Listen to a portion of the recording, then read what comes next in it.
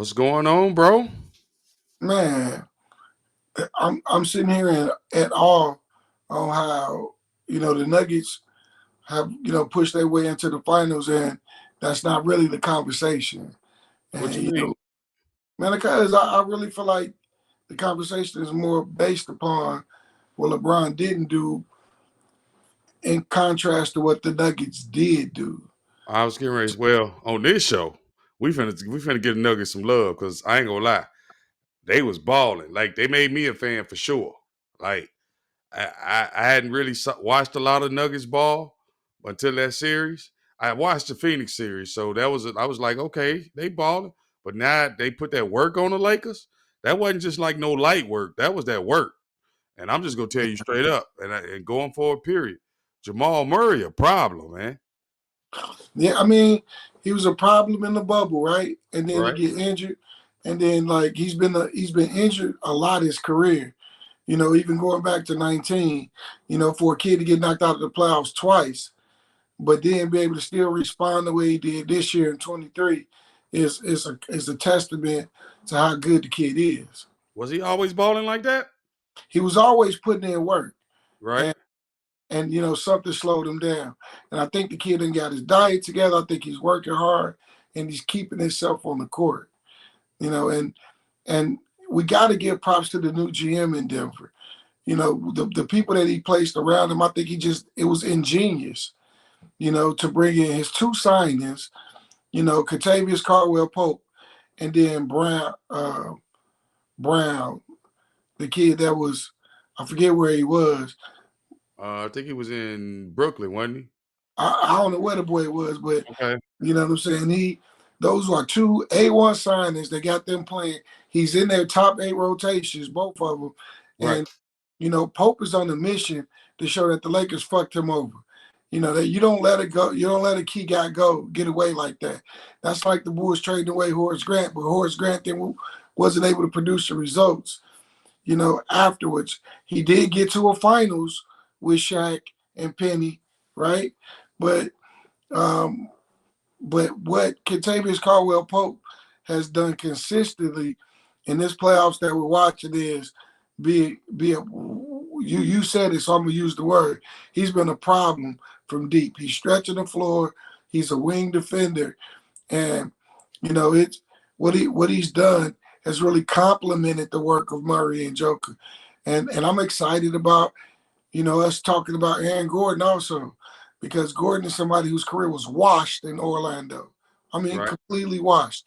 Didn't have a lot of offers coming out, and You say that, but he was balling in Orlando. He ain't had no help.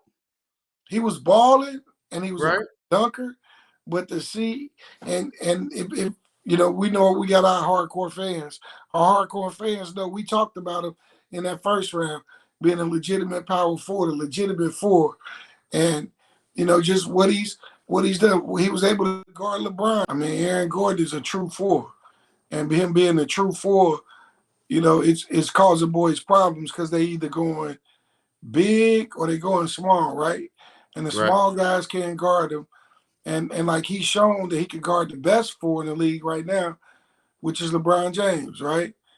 Because that's where they playing LeBron, and LeBron putting that work, but he guarded LeBron. And he had the strength to push back.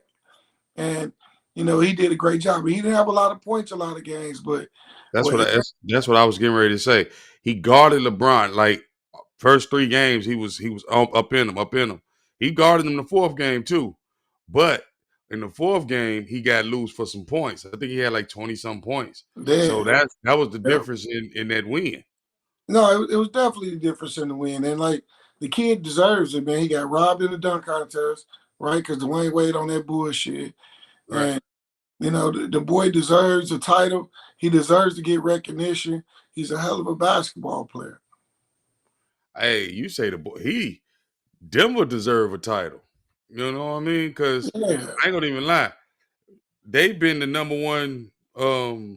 They've been in first place in the Western Conference since like January. Yep. So Yep. you know what I mean. They are the best team, and you can see it with the eye test. Don't get me wrong. LeBron was doing LeBron, but he turned them jokers into like some superstars for like a hot 20 seconds. Right. Because what Denver made them look very average, like brought them back down to reality. Like, dude, y'all ain't good. Joker and the Jokers, right? I mean, they terrorizing the league right now. Right. And like I'm gonna tell you the one thing that I went back and looked at, I went back and watched replays of all their series. Okay. And one thing that stands out to me is, man, we don't give Minnesota enough props. Because in my opinion, Minnesota gave them the most problems. They had two Twin Towers down there. Minnesota gave them the most problems. And right. Phoenix didn't even, Phoenix, we talked about them, but they couldn't handle all of the wing defenders that they threw at them, and they definitely couldn't handle the Joker. And then when they call themselves benching Aiden, like again, like what kind of stupid shit is that? I think that's another part of the reason why Monty Williams don't have a job today. But let me go back to my statement. When I said Jamal Murray a problem, I ain't just talking about for this series or nothing. I'm like, I don't see nobody who can stop. Yeah, the future. Who can stop him? Because what he doing, he got a jumper, he got some post game, he can handle the rock, he got dimes, like De'Aaron Fox. He in that category. Man, you got to give props to the Joker. Like, I mean, I'm gonna tell you, when he won the 2 MVPs, I'm like, is this a Steve Nash situation, right? Right. But what you mean Steve Nash earned his? Didn't nobody want to give it to him? No, Shaq should at least got one of them. But no. Man, we'll say that show for another day. We're gonna have to do something. But I get you what you said with the Joker, but here go the thing. What Joker got to do with Jamal Murray is what I'm asking you. What he has to do with Jamal Murray, he's a compliment, G. Like, we terrorize boys on the court because we were a compliment to each other. And what you see in the Joker is the Joker gives him the ability to play one-on-one. You can't double Jamal Murray. And the fact that you can't double him causes problems. It causes big problems. Because if you call yourself to go throw another body at him, you're going to get murdered from somebody. Whether it's Kentavious Caldwell-Pope, whether it's Gordon, they're gonna hurt you. And the pick and roll between Murray and Joker is probably the most lethal pick and roll I've seen in the last 10, 15 years. I was getting ready to say, and it's actually even more potent with Joker running it and put Murray coming out of the post. Pick. That's setting the pick. You're right. But that's great coaching, though. That's great coaching. And I didn't knock Mike Malone, but I just said in the first. I think you kind of knocked him. No, let's call it what it is. I think you kind of knocked him. Oh no, I did. Okay. You said you did just a minute ago. I kind of knocked him in that first game because he didn't adjust. But he didn't adjust because he's a smart coach and he knows that it's a 7-game series. Right. He wasn't showing his hand. He didn't show his hand like Ham did. And I also said it when we talked about that game. I remember that. If my fans go back and look, that I didn't think Ham had another adjustment in him. His adjustment was putting Rui on Joker, and he had nothing after that. When he pulled Tristan Thompson off the bench, I said, "Oh yeah, it's a wrap." It's a wrap. that's what you got. But if that was his other move, then you got to be better than that. Hey, I got to give Caldwell-Pope some love though. Him and Bruce Brown, man, both of them, man. I ain't gonna even lie. Like that squad, the way it's constructed, I like Jeff Green. I'm just saying, man, everybody was contributing. I told you, and they done cut old boy time a little bit too. The one that I was knocking, the other Brown, the white Brown. You know what I'm saying? Oh, Brown. Yeah. Listen, bro, they got a squad. They got a squad, and they still got a hell of a. If anything happens with Murray, he's injury prone. To bring in Reggie Jackson and have Reggie Jackson just sitting there waiting. Hey, wait a minute. If I ain't DeAndre Jordan on that bench too? Yep. Damn, they got a squad over there, B. They got a squad. They got backups on top of backups. They got a backup for every position. Right. And whatever goes down, they got something for it. And like, you got to give Denver props. It's a reason why Denver has made the finals the first time, to be one of those 4 teams with the Pacers, with the Kings, and the San Antonio Spurs. with those 4 teams coming from the ABA and them being the only one that hadn't made it to the finals yet, you know, we see it, and it looks like that they're going to be like you just said. This is not a 1-year thing, you know. This is not a 1-year thing. They got boys under contract, and I don't see them losing guys like most championship teams do. Right, because there's a bunch of role players on there. Yep, they get a few extra dollars, but they ain't looking for no major contracts. Denver is due for a couple of championships. And Gordon already had a nice contract in Orlando, so he's okay. You know what I'm saying? He's a role player at best. Right. Yeah. But no, I think he's a little bit more than a role player. Aaron Gordon? I'm a basketball. Name what other 4 you going to bring in that's not LeBron James that's going to do what Gordon has done? Every extra rebound, bro, watch it. Like, the points might not say it. Every extra rebound, every loose ball, every muscle play that you need. He ain't no $25 million a year type guy no more. Man, all I'm saying, I think he deserves it if they got it, because the way that team is constructed, he plays the 4 and the 5. When Joker goes to the bench, he goes to the 5. Like, they keep him on the floor. Jeff Green is an old guy. He's the one that's expected. If they win this year, Jeff Green might retire, right? So they're gonna have to find a replacement, you know, for Jeff Green, I think. But like you just said, with the two superstars that they have, because they got 2 superstars. I mean, 2 of them. They're gonna be viable for a while. Yeah, for sure. And I agree with you on that one. Before we switch over to the East, what do you think about what's happening with the Lakers? Where do the Lakers go from here? I don't know, man. He said when the clock hits midnight, they turn back to the Pumpkins. Yep. So yeah. Look, man, I'm gonna say this, and I said it to all the Laker fans. And I know everybody waiting on me to slam the Laker fans. But yeah, I'm waiting on it. I'm not finna slam. You ain't finna slam them? Laker fans should be grateful. If you're sitting there bitching and complaining about your team not making it to the finals, shame on you. Your team was in 13th fucking place in January. 13th. There's only 16 fucking teams in your division. So if you're bitching and complaining about them making to the finals, you heard somebody complaining? Because I heard a lot of Laker fans complain, and I told them this. Probably because they got their ass swept, but they needed that. I told them this: you need to applaud the fact that your team made it. The Lakers overachieved this year. They overachieved. You talking about with the refs on their side? It's playing 8 against 5. Shit. Come on, man. Come on. At some point, they had to do something. Man, listen, they ran into a Memphis team that was void of a leader. John Moran is not a leader. J3J, whatever we're going to call him, he wasn't ready to lead yet. The guy who did lead him was hurt, Steven Adams, right? And then their backup center was hurt. Clark. So they ran into a very, very hurt Memphis team that didn't have the bodies to go against Davis, right? Then they go to the second round, and then they play a team where they just didn't have the chemistry to beat them. Golden State did, we talked about Golden State. I ain't even finna give Golden State too much play today. I know that's your squad, but they ran into a team that was void of chemistry. Yes, they beat Sacramento, but they beat Sacramento because it was a guards game.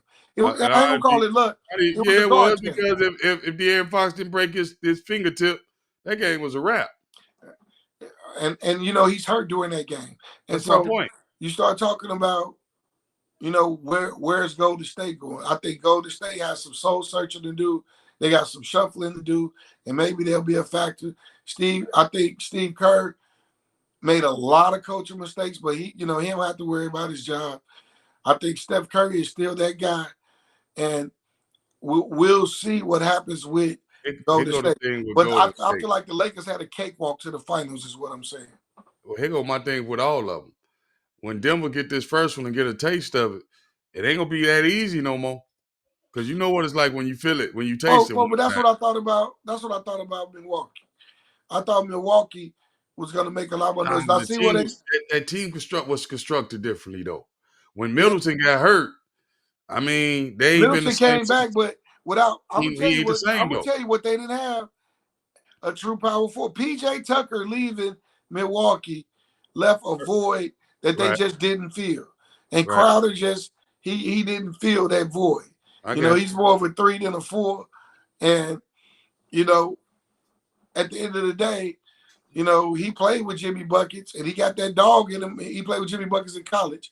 He got that dog in him, but you know, he's not what they needed at the 4. And so, you know, I think that LA had a good run to the Western Finals, but they were a 13 seed at the end of the day. That's why they got swept. and they looked it like a 13 seed They too. looked like a 13 Ran seed. up against the best team in the league. Yep. So what you think? What you think? You think Boston gonna come back against Miami or what? They did. They got them one last night. First, let me give props to Miami. I'm gonna give props to Miami. Miami made a run, but man, Atlanta knocked you. They lost their first playing game to Atlanta, right? They And did that they first. damn near eliminated, right? And then they make a run. You know, they run into a Milwaukee team that was, you know, void of Giannis 1 or 2 games, and then they knocked out, you know, a very game New York team. I think New York is young; they'll be viable next year, but I'm not saying Miami had an easy run to the finals. Then they ran into Boston, right? Right. But Jimmy Butler is the master of mind control. He's the master of punking a motherfucker. He works out with Jaylen Brown. Jaylen Brown has had a horrible series. Jimmy Butler has put the voodoo on him, You think he taking right? advantage of them? He taking advantage of him. You watch who Wow. you work out with. You watch who you work out with. You know, Oh damn! No, he didn't go there. watch who you work out with. Because Jimmy Butler knew all of his flaws, his kinks, and he's made a mockery of Jaylen Brown. Is And Jimmy Butler sticking Brown? sometimes, yes. And Wow. before now, let's go ahead and switch series. Mazzulla is the worst coach ever to make it to the Eastern Conference Finals. His lack of adjustments. I don't I think he don't got there with understand. coaching though, bro. Bro, let me start. Let me start by saying Marcus Smart was Defensive Player of the Year last year. Right. How much time has he guarded Jimmy Butler? Almost zero. Almost fucking zero. Smart is not matching up with Jimmy Butler, but he was the Defensive Player of the Year last year. Like, what Mazzulla is doing, man, is just a testament to horrible fucking coaching. We did a show called Coaching Matters a couple of weeks ago. Why you gonna kill my Hopefully, man's career though, man? He trying. He didn't get that job just because he got it, just because he looked he like he could coach. he got it just because he looked like he could coach. He Bro, got it because he didn't even get a chance to pick his own staff or nothing. gives no fucks about none of that shit. The lack of adjustments that this guy's made has been ridiculously horrible. And when I say ridiculously horrible, I mean Right. ridiculously horrible. Like, I'll give you my prime example is game 3. They double teamed Jimmy Butler the beginning of the second half. He turning that ball over like crazy. Right. Come back to third quarter, they mysteriously stopped double teaming him, going to lose the game. Even in game 4, they didn't double Jimmy, even though he had an off night, and every star gets the ability to have an off night. They still didn't double him. If they're not gonna double Jimmy Butler, averaging 30 points, 5 rebounds, 5 assists, 3 steals, 2 steals in this series, then who the fuck you gonna double team? Like, what's the point if you're not, man, I played a team the other day, man, I had to laugh. It's a team that my AAU team used to beat all the time, and we ran across them, and man, they put an ass whooping on us. And this guy know that I love to run a certain defense, which is that 1-3-1, and he overloaded a side and dared me to go 1-3-1, right? And I'm a little silly, so I'm like, we gonna do it anyway. And we got a couple turnovers, but eventually throughout that process, that extra man on that extra side caused us too many problems, so I had to come out of it. He outcoached me, right? And I give shout out to East Houston Elite. You know what I'm saying? Because the coach did a great job of adjusting to what I do to terrorize teams. Right. And me doubling and overloading the side is something that I do. So him putting 4 guys on one side of the floor and one way on the other side that we have to account for was great coaching strategy to beat me and my Mo City Ballers. Damn, Missoula, if an AAU coach know how to make fucking adjustments, God damn, I know you can make an adjustment. So yes, I'm knocking Missoula, and man, he got to go back to being an assistant or something. You think so? Yes. Damn. Okay. I wasn't that. Wow. I mean, he doing some horrible coaching, but he up against Spoelstra. Like Spoelstra, he seasoned. Gee, you called it from the beginning of when we started talking about playoffs. You said people better watch out for Spoelstra. He was the best coach in the East, and he's shown it. And he's out-coached guys. He had 4 undrafted players getting mad minutes. That's coach. Man. I mean, listen, what they get from Gabe Vincent and Duncan is just Strus. You know, it's top notch, and it speaks to their system, and it speaks to producing a system. You know, I've been around a system like that, right? You know, a system that produced, you know, Eugene German, Johnny L. Davis, DeAndre Ghostin, all Division I basketball players. One led his team in scoring. One that probably is going to lead his team in scoring before it's over. And then Dre, who's bounced around a little bit, but he's one of the best fucking basketball players in college basketball right now. And if he went back to college for his last year, instead of going pro, he would terrorize the college system. But, hey, I ain't mad at you, Dre. Go get that money. But when you produce a culture of hard work and a culture of accountability, right. It's hard to beat you. And you ain't going to get an easy win in that scenario. So, your question was, do I think Boston can come back? Answer my question? Yeah. Do I think Boston can come back and win it? Yes. You know, I think, yeah. I said Boston would beat them in the first place, you know, just because on a flat talent level. Now, what's going to happen is they're going to go to Boston. If Miami loses that game, it's going to be trouble. It's going to be trouble for them. Because if it goes back to Miami for Game 6, that was up in the air, G. It's in the air because that Game 6 turns into a Game 7. But what you think about it? I got Miami regardless. If they don't win in Boston, if they go back, it don't matter. I got Miami because Miami ain't finna lose 4 in a row. So unless, you know, the refs get involved and we go 8 against 5 again. But either way, I think Miami finna win Game 5. So that's just me because Miami, like I said, man, they tough, man. That Jimmy Buckets ain't finna have another off shooting night like he did. He was due one of them. He been balling for like 3 straight series. Yeah.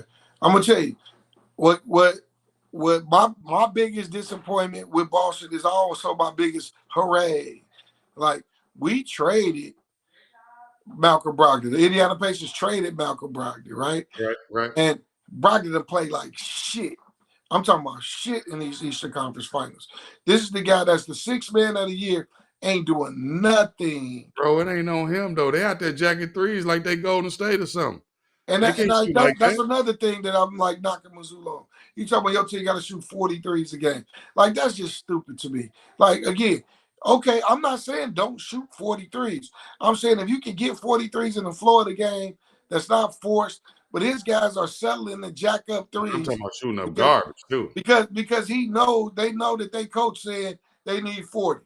Like, it's just a horrible coaching philosophy from a horrible coach who is relying too much on analytics, and it looks bad. I'm going to hit you with this one. If they get a 15-point lead, Miami get a 15-point or better lead, Boston go pack it in and go on home. I'm like you told me, this was a few shows ago. This is something you stressed to me about players playing for coaches. I don't think Boston really like playing for that coach. That's just my opinion. I don't know. They don't get the rah-rah ain't there for me with Missoula. Maybe probably because they feel like they peers or something. Yeah, I mean, the kid's 35.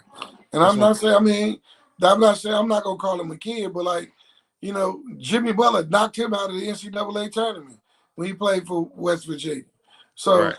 like, I mean, at the end of the day, man, maybe he'll be a great head coach at some point. But right now, the philosophy, how he's going about trying to win, is not sound. And you saw it last night. They run up 17, and they still jacking up them threes. And they get it all the way back to 5 or 6. They should have won that game by 23, 24 points.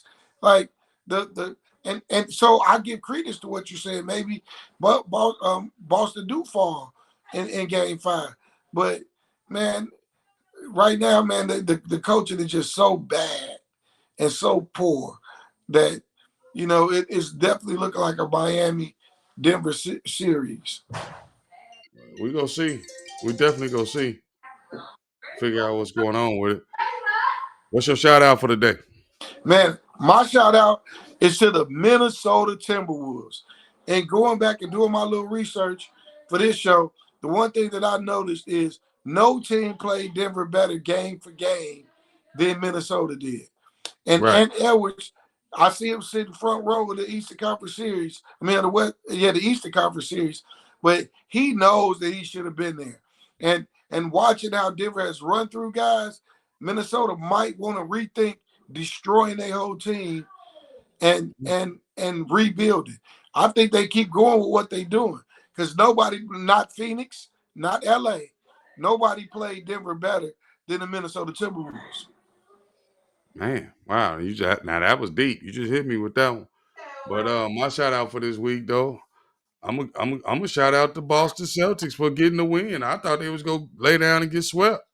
Show me some more good basketball before we get to the finals. Because if Miami beat them, the finals don't start to June 1st, man. I don't want to go that long without no basketball. Man, for real, right? So Hey, push it to game 6 at least. I mean, at least give me 6, maybe 7. I'm just saying.